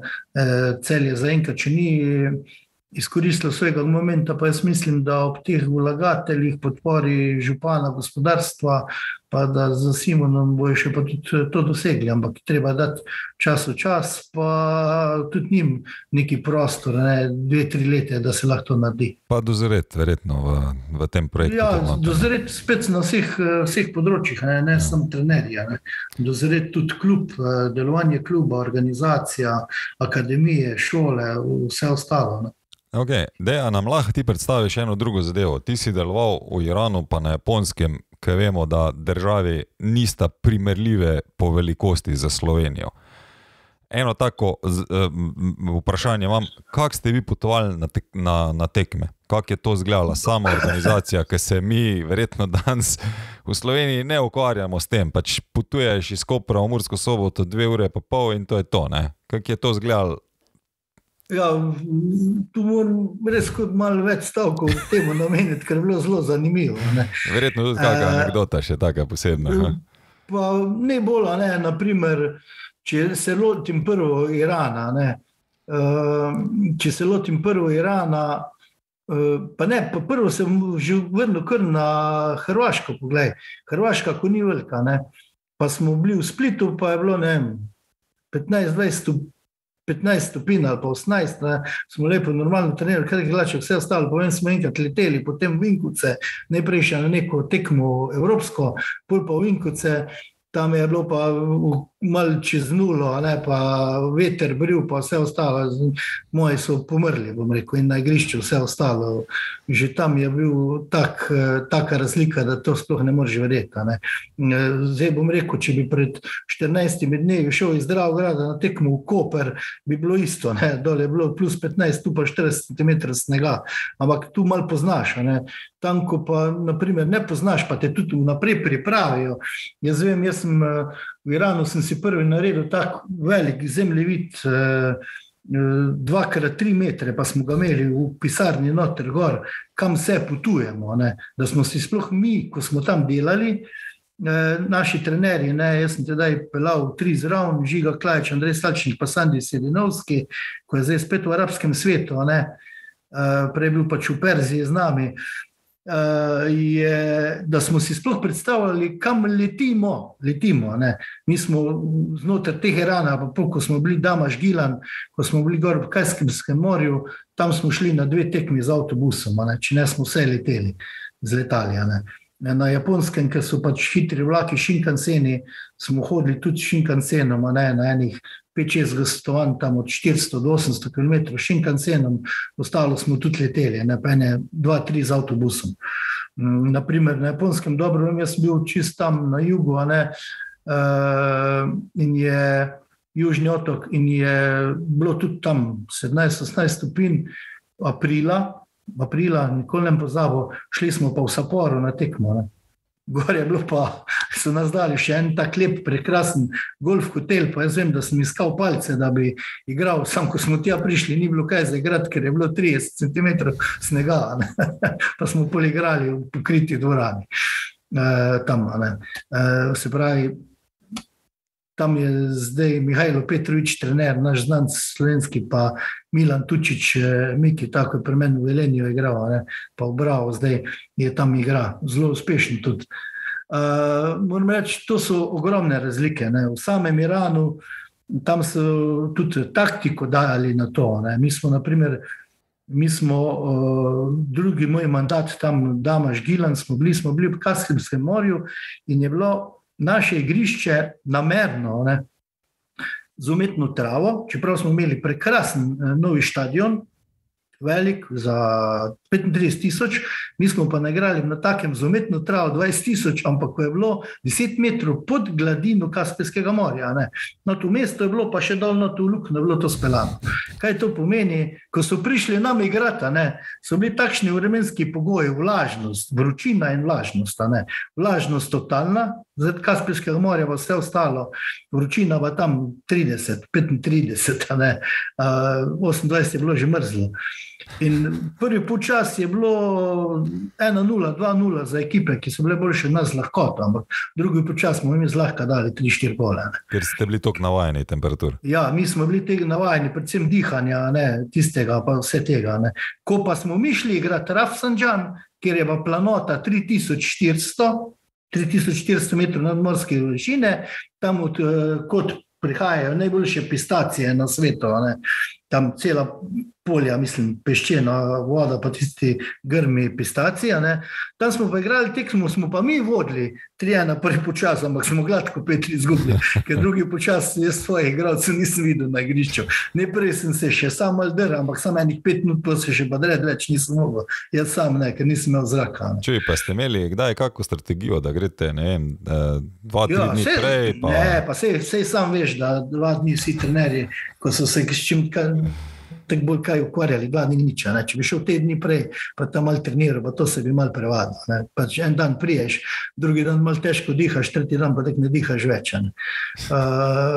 In tudi tam je tudi bilo največja moja zanimivost z Irana, ena največjih, bilo jih je milijon, ampak je ta, da smo mi skozi igrali zelo tehnični nogomet in smo igrali res od noge do noge, pa presing na nasprotni polovici, pa tedaj 4 v linijo in to. In so nas potem tudi analizirali, to spoznali in enkrat smo šli dol Ahvaz, to je pa čist golf, nasproti Dubaja, tam čist na jugu Irana. Mi iz teh Irana dol, najprej letiš, 2 uri letiš dol, priješ dol in so nam pokazali igrišče, je bilo tako, mislim, idealno, res. Travica in mi je nismo videli še in smo rekli, super, tu pa bo zdaj. Drugi dan, potem tik pred tekmo, ko greš na tisti skupni sestanek, so javili, da je oblast prepovedala, da bo gor neke pionirske olimpijske igre, kar je bila soda finta. Nas so pa odpeljali, naprimer, na mesti iz Ljubljane so nas odpeljali v Domžale, tam pa nas je pričakalo igrišče, kjer je bilo 30 cm blata. S tem, da za zadnje pol leta dež ni padel. So pa gasilci škropili cel večer pridno in so naškropili tako, da se žoga ni odbila. Res, to jaz takih tekme še nisem igral. Žoga se sploh ni odbila, oni so bili sami 1,95 m, 90, bolj malo, kjer nogomet znal. Tako sploh ne vem, ki so jih registrirali te hitro, ampak bili so veliko močnejši od nas in tisto žogo mi je tako nismo spravili veliko čez polovico, oni so pol skorner v zadnji minuti nam ga dali, ampak taktika je odločala, nismo si veliko od noge do noge podajali. Če kako pa zveza pole reagirati, da pusti regularnost? Ja, da so potem to so v zadnjih letih v Iranu tudi močno popravili. Oni so prej leta 2004-2005, ko sem šel prvič dol, sem junija šel dol, da se bo sredi julija prvenstvo začelo. Začeli smo prvenstvo, reci piši, sredi septembra. 3-krat se ga preložil zaradi tega, ker urnik koledar še tedaj ni bil z Azijsko federacijo, FIFA njihovo, sploh usklajen, vse ostalo pa so si namišljevali, zdaj si tega ne more več dovoliti. Zdaj sta in prva, druga liga zelo na visokem nivoju, se morajo držati tudi oni urnikov zaradi mednarodnih tekmovanj. Tedaj so si pač v drugi ligi, ko sem jaz bil tedaj prvič malo namislili, tudi pa kaj. Pa verjetno pod nadzorom FIFA tudi, ne? Ja, jasno. Vse si bili enkrat kaznovani, tedaj pa so jih pol stisnili malo, pa so mogli to narediti. Na Japonskem pa seveda tam je pač, ko priješ ti 6. januarja, ti oni dajo plan za 31. december. Najprej se še malo smiš, misliš, to ne more biti, ampak to drži potem, ni odstopan. Tisto, kar klub ima svoje obveznosti do sponzorjev, do sestankov, do vsega ostalega drži na minuto. In seveda s tem je tudi planirano. Jaz vem, da sem pač prve priprave, pa čeprav smo imeli sestanke z mojim trenerskim štabom prej, pa vse razložil, pa vse ostalo to. Ampak ko sem prvič jaz na Štoparcu napisal, da bo trajalo 3 minute pa pol, pa sem jaz zaostal pred 3:20, imel vse trenerje na vratu, da to ne gre, da je 3:20 pa vse ostalo. Ni to, da vidiš, da so utrujeni, pa da skrajš. Ne. Se pravi, to je res specifika države, specifika kulture, specifika igralcev, ampak se pravi, prej se prilagodiš, prej ti je boljše. Če pa, koliko si pa imel ti, glede na ta svoj temperament, težave in v Iranu in na Japonskem, glede na to, da Ogromne. Zdaj sem sicer na podcastu se ne bo videlo slika, ko se mi dva pogovarjamo, sem že čisto siv, ampak zametki sive so bili v 40. letu, se pravi, to je 18 let nazaj, tam, ko sem bil tedaj v Iran, 44, ko sem šel, sem usival v 3 mesecih. Ko sem prišel tja, me je po 3 mesecih Abedini, to je bil moj šef, pokazal igralcem, pa rekel, lejte, črnega smo dobili, zdaj ste pa sivega naredili. Ker se mi je zgodilo, tam se mi zdi en drug mesec, da sem pa celo uspel, da je prišlo tistih 25 do 30, sem jih imel na treningu, ali pa časih še več, obvezno. Sploh ni šef pristal na manj, da so prišli istočasno, da smo lahko buri začeli. Če ne je bilo to misija nemogoče. Bih kontra Japonski, na primer. Tam si se naučil ene besede, pa v Iranu, ali kaj je? V Iranu sem si jih, mošker nista, ni problema. Kjer je že glavna, počas?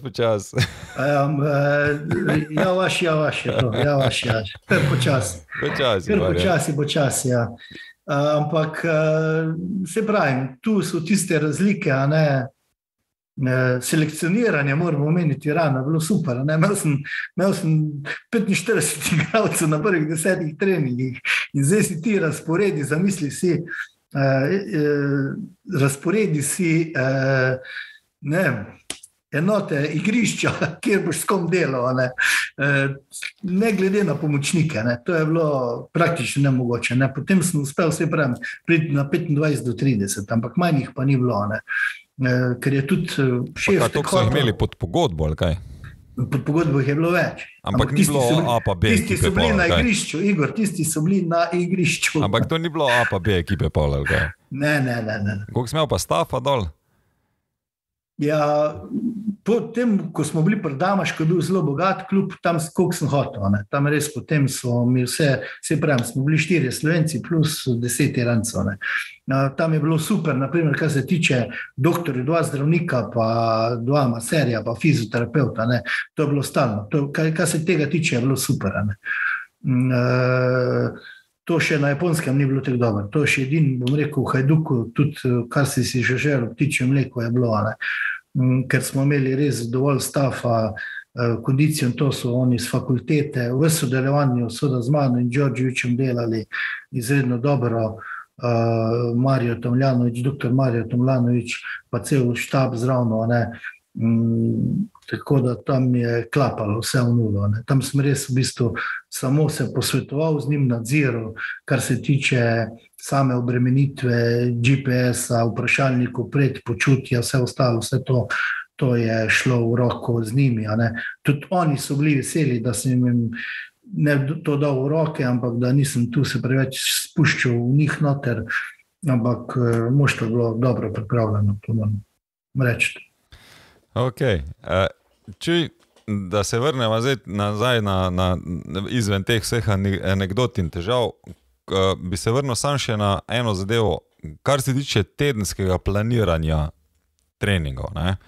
Zdaj, ali se je pri tebi dosti spreminjalo sam ta tedenski način, pa kje si ti danes s tem tedenskim planiranjem, ali pa kako imaš razporejeno delo skozi teden?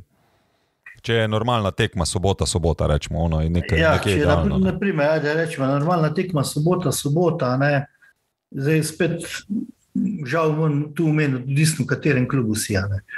Če si v klubu, kjer nimaš veliko pomočnikov, kjer sam ne moreš, niti fizično tega ne utegneš, niti ne moreš, tudi če delaš 15 ur na dan, pa to ne gre, potem je jasno, si bolj prepuščen nekemu občutku, nekih izkušnjah in pa igralski kvaliteti. Tisti si tek in tek zmerja, če si kjer trener misli, Pa rečemo, ne vem, tisto, kaj si ti delal pred, koliko je zdaj, 30 let nazaj v Dravogradu, pa tisto, kar si ti delal, rečemo, v Hajduku. Koliko ti je to razlike? Če se spomniš, koliko je še to izgledalo? Tu moramo reči, da ne veliko, ker ti ne moreš po tekmi mora biti regeneracija, naslednji dan mora biti prosta. A si že takrat imel po tekmi regeneracijo, nisi imel dneva prosto? Glej, tedaj v Dravogradu je tek bilo, mi smo prijetno z koristnim združili, ker tedaj se je še treniralo, če grem čisto svoje začetke, leto 80, tedaj se je treniralo 2 ali pa 3-krat, mi smo pa tedaj začeli 3 ali pa 4-krat. In je bolj prosto pa drugače, ampak enkrat bom rekel, pa v 3. ligi že, ker smo zmeri pripravljali, tu bom reči, da so me šefi tedaj zastopili, predvsem gospod Lučičnik, da je zmeri razumel to, da mi ustvarjamo ekipo za naslednjo leto. Mi smo imeli, ko smo bili v 3. ligi, smo tedaj že imeli 3-4 igralce z Rudar Velenja posojene, ki so bili kvalitetnejši, pa smo pripravljali za 2. ligo. Ko smo mi v 2. ligi bili, smo lahko že vsakim prvoligašem igrali.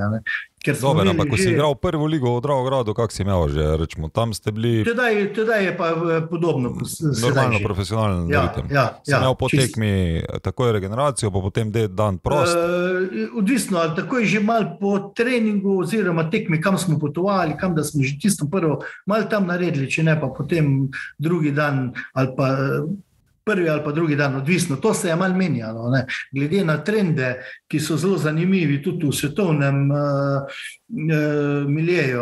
Včasih smo drugi dan vsi regeneracijo delali, mislim, Freud ali pa pol regeneracijo delali, pa se je pa to zamenjalo, glede na podlagi fiziologije, vsega ostalo, modernih dognanj, vse teka. Ampak zdaj zadnjih 15 let, bom rekel, je pa približno isti urnik. Edino, kar je, da se obremenitve so se močno spremenile. Če imaš ti moderno tehnologijo, lahko to nadzoruješ. Če ne si pa delal po občutku in si velikokrat potem zaradi tega padel v kanal, pa so pole rekli, ni jih pripravil ali pa pretežke noge imajo, pa karkoli. Ampak enostavno vemo vsi, kako smo si različni, kako imamo različne sposobnosti, karakteristike, zmožnosti, kako smo pripravljeni. Glede na to, danes, če imaš ti moderne pripomočke, od GPS-ov, ur, vsega ostalega, testiranja zdravnikov, fizioterapevtov, lahko ti točno določiš neko obremenitev, pa točno po igralcih, pa po igralskih mestih, vse ostalo. Če ne moš delati pa s celo skupino, jasno, da boš 4-5 za furo, hočeš, nočeš. Ok, ampak če gremo zdaj, rečemo, da smo zdaj v Hajduku noter, po tekmi soboto, nedeljo narediš regeneracijo, ponedeljek je prost. Tako je. Torek, sreda? Odvisno zdaj različni pristopi, ampak ne bolj važno je seveda obremenitve loadinga, koliko ti loadaš. Če je tekma 100%, pa moš ti med tednom plus 100%, moš ti te procente razporediti. In zdaj je odvisno, koliko kateri. Ampak jaz vem, če je bila kaj moja napaka, ena večjih v moje trenerski karieri, je ta bila, da sem zmeri hotel še več, da sem velikokrat igralce preobremenil. Po domači povedano so bili premalo spočiti za trening, mislim, za tekmo. Ampak ne hočem reči, se nismo po neumnosti laufali ali pa šprintali, ampak vseeno, glede na to, ker se to skozi cel teden nabira, pa se skozi sezono nabira, na drugi strani moraš pa ti vseeno rasti, ti moraš dvigovati formo, če pravilno delaš, ti jo moraš dvigniti, da bo čim višja, ampak ob tem pa pazi, da ne boš kjerga skuril, pa prekuril, pa celo poškodoval, kar pa ne je večja tragedija. Ob tem pa seveda je to brez teh pripomočkov sodelavcev so danes skoraj nemogoče. Samo na občutek delati, ampak si prisiljen. Kam bi ti šel? Torek bi šel na 2 treninga ali na enega?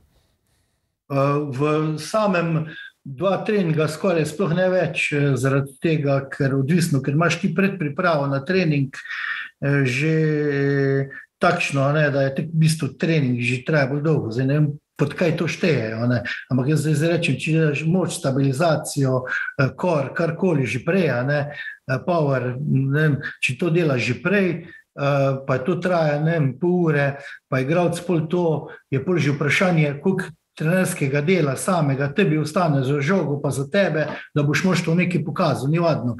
In individualna, skupinska ali pa grupna moštvena taktika, pa na katerem delu igrišča karkoli, ampak enostavno zmanjkuje nam časa. Nogometnim trenerjem, verjamem, da je tako tudi v ostalih športih, za samo bom rekel, tisto neposredno napravo, tam, če bi si jaz kaj želel, da imam več čistega časa, pa ga nažalost nimamo. Ja, pa še tekme se več tempirajo, vse več je tekem. Lahko si ga ti vzameš tisti čas, ampak enostavno potem boš nekje drugje fej zamočil. Jaz sem malo tako da bom v tempo noter. Kaj bi pa ti delal v torek? Vsebinsko, glavno delo, kaj ti je cilj? Ja, zdaj odvisno je pripravljalno tekmovalno obdobje. Da se zastopam v pripravljalnem obdobju, dvakrat na teden po 2 treninga. Potem je odvisno, ker so tu zdaj posamični treningi. Tu moram zdaj spet par anekdot uporabiti, ko sem jih predvsem na Hrvaškem čul. Ko je prišel prvič Benitez, tedaj je prišel iz Liverpoola, odkot pa pol v Real, ali od neko drugot v Real. Pač ko je prišel v Real, pa je pol 10 sestanek zahteval, ampak so bili pa že vsi avtoni tam, pa vsak igral s svojim kondicijskim trenerjem, že svoj trening naredil, pa so mu lepo povedali, da Ronaldo na kondicijski, da v četrtek ima pa on čas, da bi na gol streljal. Mal karikiram, ampak tako je. Ti boš tam, ne boš videl, ti tam 4-krat na teden skup, pa da bojo vsi še gor pa dol laufali. Ni časa danes, šanse ni. Pri nas pa jaz vem, če je, bomo rekli, soboto tekma, v nedeljo regeneracija ena, pa spet zdaj po skupinah, tisti, ko igrajo, tisti, ko ne igrajo, spet velika razlika, pa je potem ponedeljek, pač torek, pač sobota tekma, nedelja regeneracija, ponedeljek prosta, tisti dan, ko je prosta, zdaj jih opremitam, tiste, ko igrajo, tek in tek ne, ostale pa zdaj, ne vem, kaj jim data, glavo spočiješ, tedaj kakšna analiza, ni analize, so tedaj kakšni videoposnetki, individualno, tisti, ko morajo delati za kakšno mišico, TMG ali karkoli drugega, potem je pa zdaj sreda, seveda jasno, je zdaj to moč, hitrost, taktika, koliko moč hočeš imeti iz vrhunca, v tistem loadingu, do kam prideš. Se me zanima, kam se ti osredotočaš. To smo rečemo Simonom, ko smo zdaj ga parkrat omenili, on je rečemo v enem obdobju je želel delati hitrost rečemo tudi ob četrtkih, da je tudi nek tak trend bil. Ampak da je zdaj rečemo v Reki je pa zelo šel v ta ritem, da je torek je bila hitrost. Ja, da se ne bi jaz ponavljal, ker smo ravno zanj, smo bila sinu enih 5 ur skupaj, pa smo se o tem debatirali. Sta blizu glede tega? Ja, glede tega smo kar močno blizu, ampak jaz sem sprožil tisto misel tam pri njem, pa smo o tem veliko debatirali, da imamo mi glavni trenerji tu pri tem res veliko premalo časa. Veliko premalo časa, hočeš, nočeš, tu se ego ni sreče, pa bi rad kondicijski malo več, pa bi rad še oni malo več, pa trener golmanov bi rad treniral točno v golu, pa tam pa svojega golmana v golu metu, kar ga še zastopim, na glavni gol, da bo on imel občutek, na drugi strani pa ti gole rabiš, da boš igral igro od vratarja, pa golmana, da boš igral igro od vratarja in neki pol tu zmanjka, tu je treba najti zdaj neki kompromis mali, pa so tudi neko ravnotežje med vsemi trenerji že v tem timu, pa potem tudi ekipo. Treba je delati pač intenzivno,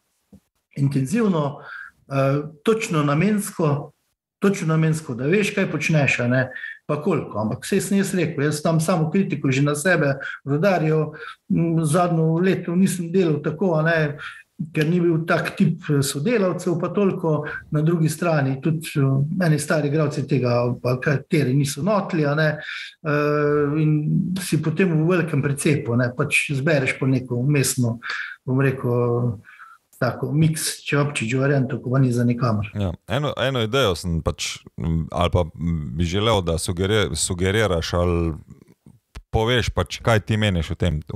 Rekel si da v določenem obdobju pač povečuješ količino treninga in da lahko to pomeni, da boš ti se znašel v neki luknji, tako malo karikiram. Zdaj eno moje tako razmišljanje je, da ko gledam te najboljše ekipe, ki želijo igrati v finalu Lige prvakov, imam vedno občutek, da nekje v marcu ali pa začetku aprila imajo rahlo krizo, tu nekje 3 tedne. Imajo slabše rezultate v prvenstvu, ampak prihajajo pa v maju tako zelo kvalitetne. A misliš, da oni takrat riskirajo neko obdobje, da povečajo količino treninga in so pač v tem obdobju potem utrujeni na tekmah in težje igrajo, in da se nam potem tudi nam splača pač mogoče kdaj riskirati kako sezono, zato da v tej sezoni pripravljaš igralca, pa si mogoče na sredini lestvice ali pa ekipo, zato daš lahko naslednjo sezono v večjem ritmu delo. Zelo kruto, nimamo časa za to. Ampak resnično, vse moje izkušnje so take. Pri vrhunskih ekipah je to nedvomno. Nikoli ne bi Maribor premagal Villarreal, tedaj z Riquelmejem, Peresom, Forlanom in vsemi tistimi zvezdniki, ko so leto dni pred Champions League igrali. Če ne bi ti elefanti po Champions League, tam, ko so bili najbolj utrujeni aprila, maja, prišli igrati, pa še v redu niso začeli trenirati. To si je treba čistega vina naliti. To ne zmanjšuje uspeha tedanjega Maribora pa naše zmage, ampak oni so bili na 50%, pa še malo zmatrani, še bolj, ker so tedaj s pripravami začeli. Druga stvar je ta, da te ekipe stopnjujejo formo in oni točno vedo, tisti, ko so v Champions League, to so tudi drugi sistemi, kot pa ena povprečna ekipa. Zelo nehvaležno je to zmeri primerjati, ker to ne moreš ti uporabljati v slovenskem prostoru. Oni prvo, kar imajo kader, tistih 25-30 igralcev, pač meni enkrat Roy Hodgson rekel, selektor večjih reprezentanc angleške, švicarske, švedske, 20 klubov, 8 jezikov govori, živa enciklopedija, legenda trenerska. Sem ga jaz sprašal, sem rekel, gospod Hodgson, kaj pa levega bočnika, kaj ga vi naučite centrirati? Se je malo nasmejal, rekel, Marjan, drugega kupim. Imam tež čas ga centrirati učiti. Drugega kupim. In seveda to je zdaj malo karikirano, zelo smešno, fajn je povedati za anekdoto, ker je to res mi rekel. Na drugi strani je pa to tudi resnica. Mi se vrnemo čist nazaj, razvojna liga, mi moramo svojega naučiti, da bo centriral. Če se le da, če imamo za to čas, če ne bomo že dokler zamenjani. Na drugi strani pa ali pa uporabiti drugega, če imamo sploh to alternativo. Na drugi strani moš pa ti še ostale tudi naučiti. In jaz zdaj spet ponavljam, vrniti se je treba na igro, izhajati iz igre, zanalizirati, v kateri ligi si, s kom igraš, kakšne igralce imaš, pa glede na to narediti eno oceno, kar bo najboljše za moštvo, kar je najbolj važno za igralce, da bojo razumeli tisto, kar ti hočeš, pa se pol držati nekega modela, načina igre, karkoli, soda pa ob tem tudi spreminja, če viš, da tisto ne gre. Moraš biti fleksibilen, se ne moraš z glavo skoziti, pa jaz zdaj nekoga kopirati, pa to delati, če to enostavno ne gre. Če nam še povejte to anekdoto Villarreal, predsedniški pogovor dveh predsednikov. Ja, to je pa tudi zelo... Tam je ostal tako spominu. Ja, zelo zanimivo. Predsednik Villarreala, ko je najbolj bogatih ljudi v Španiji, brata s tako imata vso keramiko v Španiji, čez pa vse ostalo, je našega predsednika vprašal, direktorja zavarovalnice, je vprašal, kak imate pa vi proračuna, pa je on rekel tam okrog 1,5 milijona, pa on je rekel, ja, za katerega igralca. Ampak proračuni ne delajo vsega, to je Maribor sam potem dokazal, Zahovič z vsemi trenerji, a to Miloniča, Šimunča ali pa še kateri drugi, nam spet krivični, da so tudi tekmovali z veliko večjimi proračuni. Kolega Brašnikarja si pozabil. Ja, tudi ja, seveda Bojan. Ne, sem Bojan je bil še pred Zahodom, zato sem rekel. Ja. Prvi je bil v Ligi prvakov Bojana, jasno, pa z Matjažem kot igralcem, pa pomočnikom. Ampak to hočem reči, da proračuni niso najbolj važni, ampak seveda poenkrat na velikem, visokem nivoju je pa seveda denar sveta vladar. Če ti nisi konkurenčen z tistimi top igralci, da boš jih sploh kupil, potem nisi konkurenčen. Poglejmo zdaj zadnji primer, Bayern, ki igra enega najboljših nogometov v zadnjih 10 let, modernega, hitrega, proti naprej, s presingom, ogromno številko zadetkov, pa tudi on kdaj dobi 3 ali pa 4 komade v svojo mrežo. in se jim zalomi, ampak kaj so, naprimer, kakšna razlika je bila med njimi pa med Barcelono, ne? Dva taka giganta, pa takšna tekma na vrhunskem nivoju, pa jim niso bili niti blizu, ne? Enostavno ne moreš, če nimaš tisti top kader, ki lahko danes potem ob vsem treniranju, seveda pa vsem tem razvija tisto, kar trener hoče. Hej, zadnje vprašanje imam za tebe, ko smo se pogovarjali, da si veliko stvari upeljal v svoj način treniranja, pa da si bil mogoče prvi ali pa med prvimi, ki so uporabljali, ne? Med drugim je bila to tudi ta razna aktivacija, ki je v ta prostor, mislim, da generalno prinesel pač Komes. Mislim, da je to bilo tako, ne? Da smo ga mi tudi gledali potem, je prišel na 1-2 licenčna seminarja v Slovenijo takrat. Ampak koliko si doživljal vse te potem komentarje, ko ste bili krokodilčki, pa dinozauri, pa baletke, ko se je delalo lastovke in vse ostalo. Si imel kdaj težave s temi komentarji? Poglej, jaz tu, mislim res, spet če se vrnem na različne države, kjerkoli si delal, mediji so zato, da hvalijo pa pljuvajo, ne? Če ne bi bilo zanimivo, nogomet ne bi bil tako je, sploh ne bi ljudje ga gledali. To je del poklica, ki ga mi upravljamo, profesionalni trenerji. Jasno, da so komentarji, jasno, da te tu časih kjer zbode, prizadene, ampak so da greš čez to, bolj ko ne, potem zmeri manj, ne, da dobiš trdo kožo, ampak vidiš, da je to pač tako, ne. Jasno, ko boš kaj novega naredil, ni važno v športu kjerkoli, da se ljudje s tem ne bojo strinjali, ker niti poznajo, ne, niti vejo, ne, zakaj se gre, ali o čem gre. In je to meni nekaj čisto normalnega. Si pa imel kdaj z igralci težave glede igralci tudi, vse živo, jaz vem, se je najin prijatelj Primož Jelen, midva sva, naprimer, vse igralce poslikala, vaje točno upisala, vsak je mogel 2 vaji znati in smo, naprimer, to je bilo v Rudarju 2007 leta, ne, še mogoče pred kakim Komesom, ne, čeprav jaz Komesa neizmerno spoštujem, jaz Komesa poznam od leta 85, ko je še kot mlad trener on, ko še sploh se ni vedelo, kje vse bo delo, pa karkoli je, ne, v Puli, v Medulinu, ko smo hodili vsi tja na priprave, je Tonko Vukušič, to je bil starosta hrvaških trenerjev, tak velik, močen možakar z velikim trebuhom, pa tudi dober trener, je zmeril vse trenerje skupaj in smo mogli tja priti in je naredil okroglo mizo. Nismo smeli iti najprej kao piti pa karte igrati, pa se meniti kaj za sebe. Prvo smo mogli nekaj koristnega narediti, ne, v tistem hotelu. In je teda, jaz vem, enkrat Komes imel te vaje za butni mišič, a ne, pa za zadnjo ložo. So se mu smejali, ampak res, vsi so se smejali, pa so norci te z njega delali, ne. Ampak to je bilo leta 85. Jasno, teda je bil pač tak odziv na to. Po enkrat, ko je bil kondicijski v Bayernu, se mu pa niso smejali več, ne.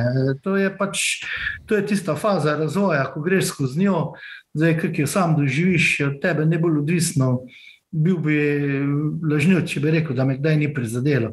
Ne pa v taki meri, da ne bi spet poskušal spet kaj novega narediti, ali pa se učiti od novih, mladih, ki so zmeri boljši, kot pa mi starejši, ne. Mi imamo pač malo več izkušnji, malo časih vemo, kdaj pa kje kaj prej v stran vzeti, ali pa ne narediti, ali pa narediti, ne. Naloga mladih pa je, da zasleduje stroko in grejo korak naprej. Ne, želel sem sam še tisti, ki ne razume, o čem smo se zdaj z Marjanom pogovarjala, ne. Tako ko je pač pri tem TMG-ju, ki je mogoče pač neka meritev odzivnosti mišice, tu vseeno govorimo o določenih elementih, ali so to lastovke ali različni izpadni koraki, ki pa niso bili takrat trend v procesu nogometašev, ampak je tudi tu zanimivo, ne, da, ne vem, Ryan Giggs, vsi vemo, da si je nogometno kariero podaljšal zaradi tega, ker se je v zadnjih letih zelo ukvarjal z jogo, pa mislim, da je bil Filip Lam eden takih igralcev tudi, in s temi vajami načeloma poskušamo ravno to, na eni strani pripraviti telo za to, da bo lažje treniralo, na drugi strani mu pa poskušamo pač podaljšati življenjsko dobo, da bo igralec lahko dlje časa igral. Marjan, smo kaj posebej pozabila? No, ko si glih omenil jogo, naprimer na Japonskem smo mi imeli joga pilates od začetka izredno težko sprejeto od igralcev na koncu z navdušenjem, ne?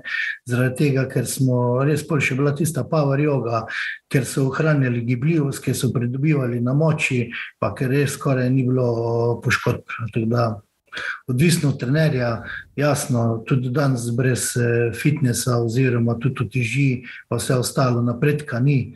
Vsi vemo, dokler delamo na mišici, če jo pa hočemo razvijati, mora biti pa malo večja teža, ampak jasno, samo pod strogim nadzorom. Ne. Jaz sem najbolj mrzel zmeri neko posploševanje, ne vem, vsi v fitness, pa vsi 50 kg dvignite. Ne.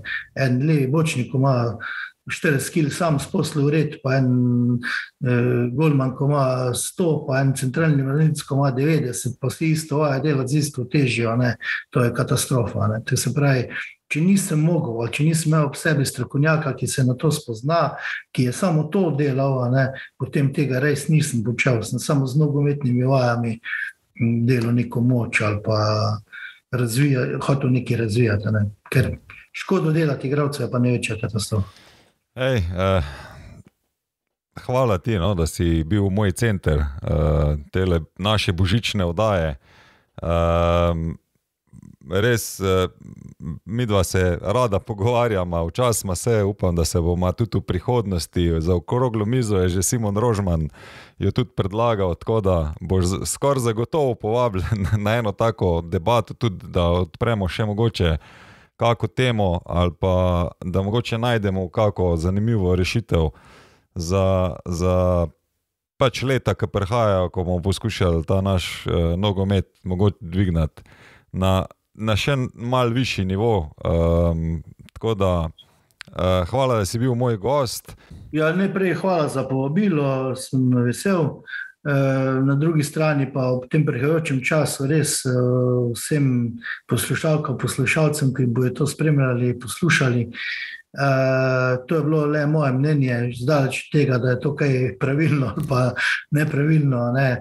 Neke izkušnje, neko delo v tem nogometu imam, nekaj sem naredil, nekaj sem pustil, še zdaleč pa tega, da mislim, da je to edino pravilno. Tako sem prej rekel, zmeri bolj vem, kakva budala sem, koliko ne vem. Želim pa res vsem obilo zdravja v tem času, da ne bi zboleli, ne za COVID, ne drugače, pa veliko veselja, vesele božične praznike, srečno novo leto in pa vsem tem pa, ko delujemo v nogometu, pa uspeha v tem prelepem športu. Evo, odlično, Marjan, hvala in zdaj še sam odpiskamo konec tele oddaje. Tako da, odpiskali smo konec današnje epizode podcasta iz Centra Gol. Celotna ekipa oddaje iz Centra Gol se vam zahvaljuje za čas, ki ga preživljate v naši družbi. Upamo, da uživate v pogovorih in spoznavate nogomet ne le v zmagah in porazih. Vabimo vas k poslušanju vseh oddaj, ki so dostopne na Spotifyju, Deezerju, Google Castu, Apple Podcastu, TuneInu, YouTubeu. Lahko pa pobrskate po svoji najljubši aplikaciji oziroma platformi, saj jih sproti še dodajamo. Če se vam oddaje všeč, vas vabimo, da nas sledite in všečkate, saj s tem pripomorete k še kakovostnejšim vsebinam. In seveda, spremljajte nas še naprej na Facebooku in Instagramu, kjer redno objavljamo izseke, novice in napovednike naslednjih gostov.